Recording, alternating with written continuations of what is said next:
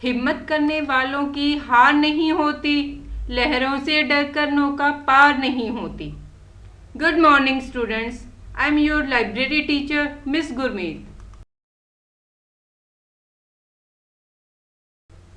बच्चों, मैं बात करने जा रही हूँ हंगरी सेना के जवान और विश्व के बेहतरीन पिस्टल शूटर में से एक करोली टाइकस की, जिन्होंने 1948 व 1952 में समर ओलंपिक्स गोल्ड मेडल जीतकर इतिहास रच दिया। लेकिन बच्चों, पूरी दुनिया उन्हें इसलिए नहीं जानती क्योंकि उन्होंने दो बार ओलंपिक में गोल्ड मेडल जीता है।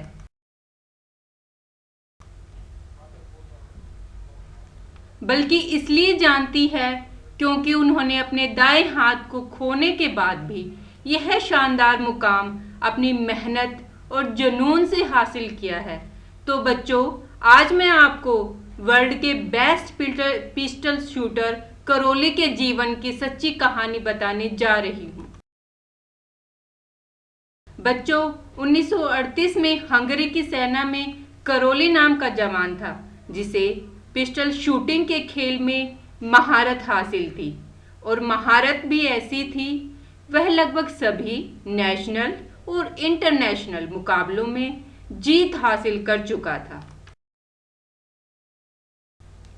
करोली की जीत के सिलसिले को देखते हुए हंगरी के सभी देशवासियों को पूरा विश्वास था कि 1940 में होने वाले टोक्यो ओलंपिक्स में करोली गोल्ड मेडल जरूर जीतेगा और देश का नाम रोशन करेगा। देशवासियों के साथ साथ करोली का भी यही सपना था कि 1940 के ओलंपिक्स में हंगरी के लिए वो गोल्ड मेडल जरूर लाए। और इन्हीं ख्वाबों को सजाए वह पूरे जुनून के साथ ओलंपिक की तैयारी में लगे हुए थे। लेकिन अचानक से उनके साथ बहुत बड़ा हादसा हो गया। आर्मी के कैंप में आर्मी के साथ प्रैक्टिस के समय उनके दाहिने हाथ में हैंड ग्रेनेड ब्लास्ट हो गया और उनका हाथ उनके शरीर से अलग हो गया। बदकिस्मती तो देखिए, हाथ भी वही जिससे उन्हें गोल्ड मेडल जीतना था। सभी देशवासियों की उम्मीदों पर पानी फिर चुका था। लेकिन एक आदमी अभी भी हार नहीं मानी थी, वो थे खुद करोली। हादसे के कुछ महीने बाद जब वो वापस आए तो उन्होंने ठान लिया कि ओलंपिक तो मैं जीत कर रहूंगा। क्या हुआ, मेरा दाहिना हाथ, मेरा बेस्ट हैंड मेरे शरीर का हिस्सा नहीं है, लेकिन मेरा बायां हाथ तो है जिसे मैं अपना बेस्ट शूटिंग हैंड बनाऊंगा और यही मेरे देशवासियों के सपने को पूरा करेगा और ओलंपिक में गोल्ड मेडल लाएगा।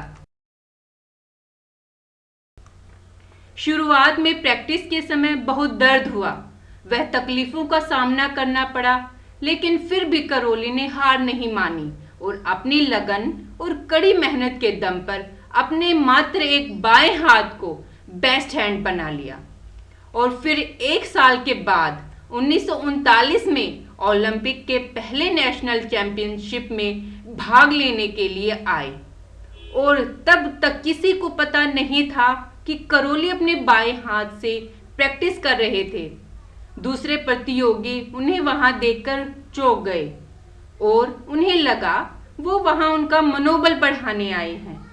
लेकिन सबको झटका तब लगा जब करोली ने कहा कि मैं यहाँ आपका हौसला बढ़ाने नहीं आया हूँ, बल्कि आपसे मुकाबला करने आया हूँ। उसके बाद अपने एक मात्र बाएं हाथ से शूटिंग करते हुए करोली ने सबको मात दे दी और वह मुकाबला अपने नाम कर लिया। और इसी जीत के साथ हंगरी के देशवासियों में एक बार फिर खुशी की लहर दौड़ गई और करोली रातों रात हीरो बन गए। अब इंतजार था एक साल बाद होने वाले 1940 ओलंपिक का, लेकिन 1940 का ओलंपिक खेल विश्व युद्ध के कारण रद्द कर दिए गए, जिससे एक बार फिर सबको निराशा हाथ लगी और सबको लगने लगा कि सब कुछ खत्म हो गया। लेकिन करौली हार मानने वालों में से नहीं थे। करौली ने अपनी प्रैक्टिस को 1944 के ओलंपिक्स के लिए जारी रखा, लेकिन एक बार फिर से विश्व युद्ध की वजह से वह ओलंपिक भी नहीं हो पाया।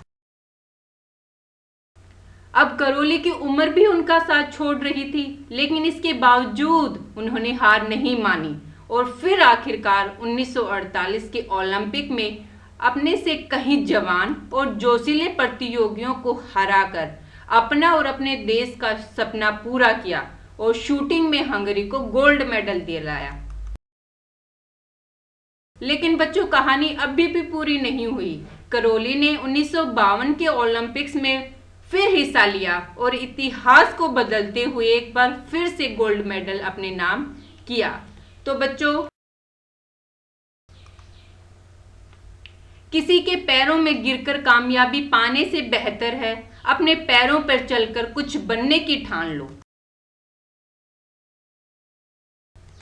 हारने वालों के पास कई हजार बहाने होते हैं, लेकिन जीतने वाले के पास बस एक वजह होनी चाहिए जो उसे जीत दिला सकती है। उम्मीद करती हूं आपको ये कहानी जरूर पसंद आई होगी। Thank you.